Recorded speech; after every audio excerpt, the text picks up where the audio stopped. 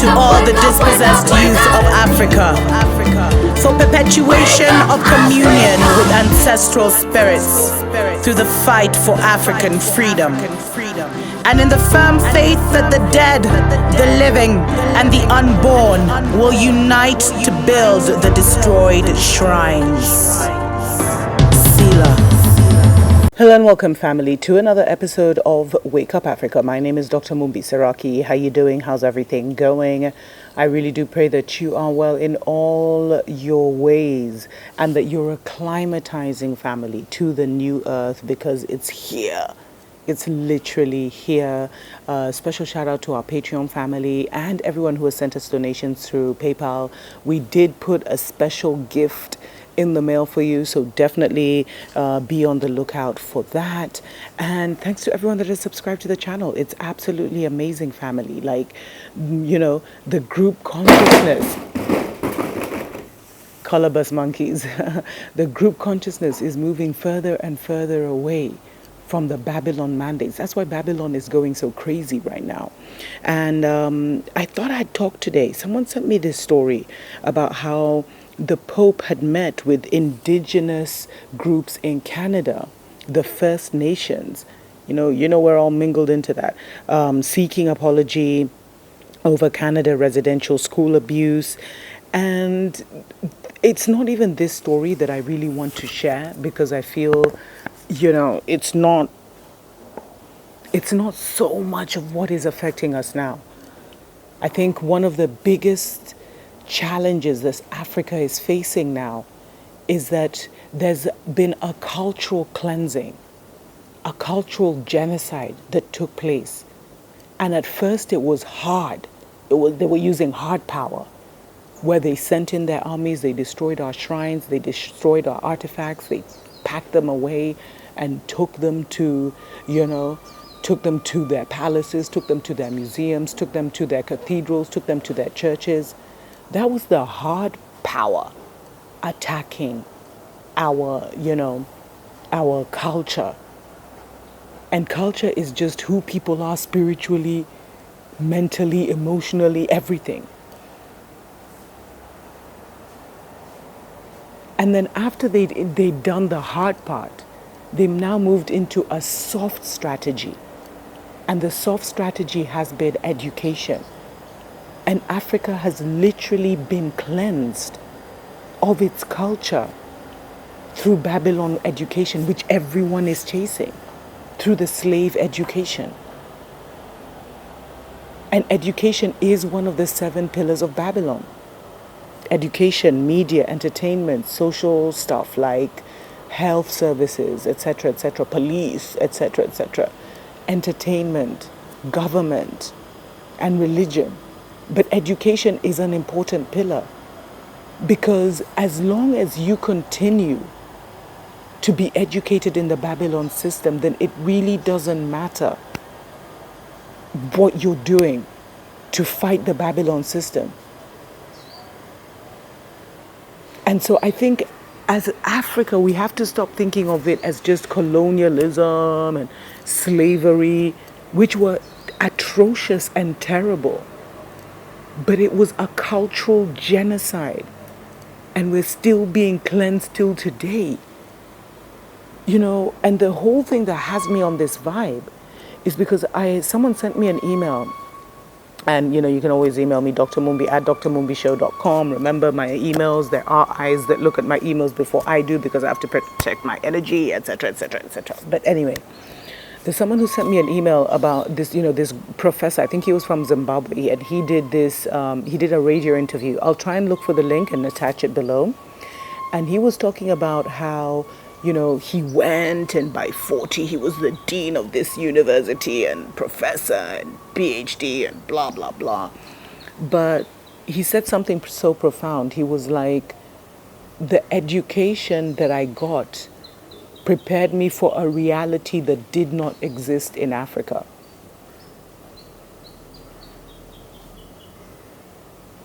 Let that sink in, family. The education I got prepared me for a reality that did not exist in Africa. So he was like, with all his brilliance, He could fit perfectly into a Michigan University vibe. But when he went to Africa, he there was nothing he could provide because the world that he had been trained for didn't exist. And then he said, on top of that, he went to Africa with the attitude of, these people don't know how to feed themselves, they don't even know how to do this, they don't know that. So, with that Babylon education superiority complex, thinking that he had the solutions, he had the answers, but that's how he'd been trained. And so the cultural cleansing of our people continues because the majority of people remain in education and are so proud of taking their children to school. And then we have such high unemployment rates across Africa, 75%. Have you ever asked why? And most people who go abroad go to train in the arts. The ones who go to be engineers and doctors do so they can remain there. And even when they come back with those healing methodologies, they find that they can only exist in the Babylon system. Like, they can't even access the people. It has to be through the white coat system. That's a whole other story. And so the cultural genocide and cleansing of our people, it hurts, continues. And it will continue until we switch up the education system. We have to change all those 7 pillars, basically. And they all have to be, they will all be changed simultaneously.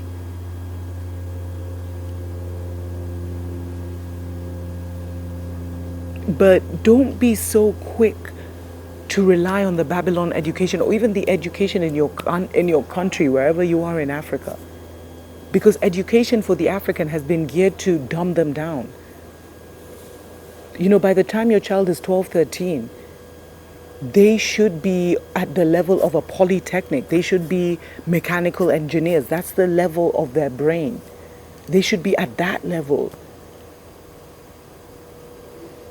The Babylon education slows our children down way too much, dumbs them down, gives them attention deficit, because it's just too boring. And so what can we do? Because, currently the show goes on. What can we do to make sure that cultural cleansing is not happening in our own homes? Let's take a short break. We'll be right back.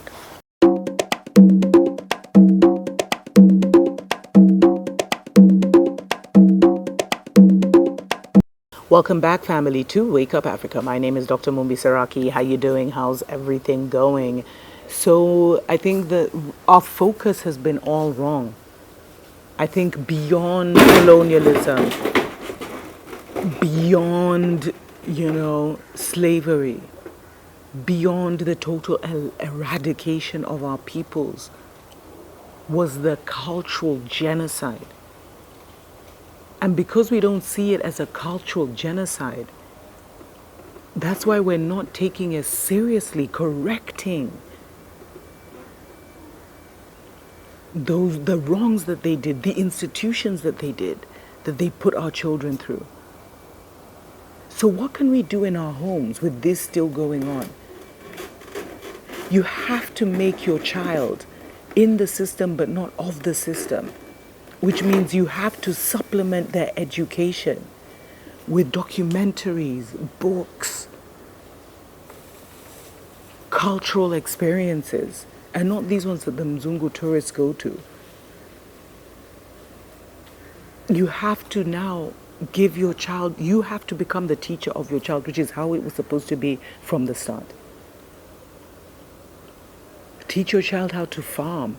Teach your child how to rear rabbits or to rear chickens. Teach your child how to go in nature. And a lot of this, there's an education gap in us. So how do we teach them what we don't know? We also have to learn and take them on that learning experience. Because as I told you, family, your protection will be in nature. And in nature recognizing you and having a reason to save your ass, literally. So as you're learning nature again, take your child along. Awaken your child spiritually. And then they will even tell you where their needs are, what they want to know about. They'll be, they'll be asking you questions and you'll see, oh, he's really interested in history. Let me hook him up with that line. Oh, she's really interested in like healing and making candles. Okay, let me connect her to that. And let me even learn along those lines. So you must make the greatest education your child is receiving should be from your home, should not be from the institution. Then you should even explain to them at their level what the institution is actually doing and how they're there incognito. They have, because there are some countries which require, like if you don't send your child to one of the, to school, they'll take your child from you, etc., etc. So those are the things that people are living with. But as much as possible, family, you need to get into homeschooling or community schooling your children.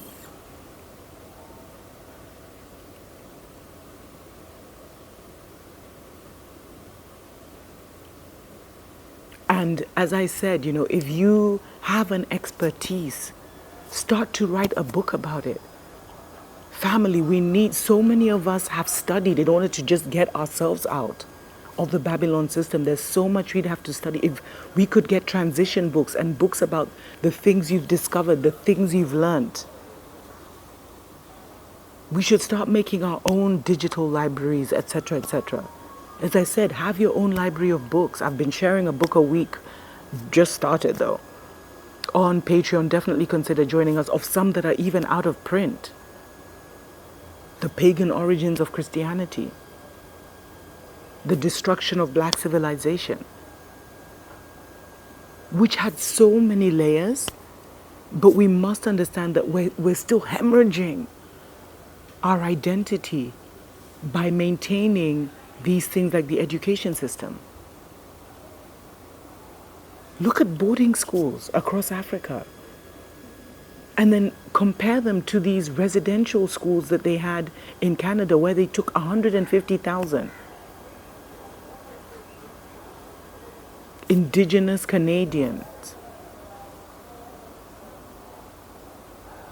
the originals, and put them through this schooling system, which totally was like a cultural cleansing. They were told everything of theirs was bad, and they now had to get into this new system. That's how, apart from killing off a certain generation, that's how they were able to totally assimilate those that remained in a twinkle of an eye.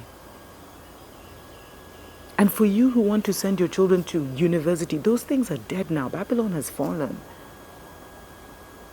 We're moving into what can you do with your hands, with your mind? What gifts do you have? We're moving into giftings, family. People will be operating on spiritual gifts now. Your degree will be worthless, and you'll even find for the last decade, very few people have actually used or worked in the fields that they studied for. Even doctors, even engineers end up going and doing something else. Wake up, family. This rabbit hole is deep. But when you start to see just where the manipulation is, you can flip it. Let me know what you think in the comments below. And if you have any other ideas or resources that people can get so that we start to create, our African child, our melanated child again, our solar 9 ether being. Tuko pamoja.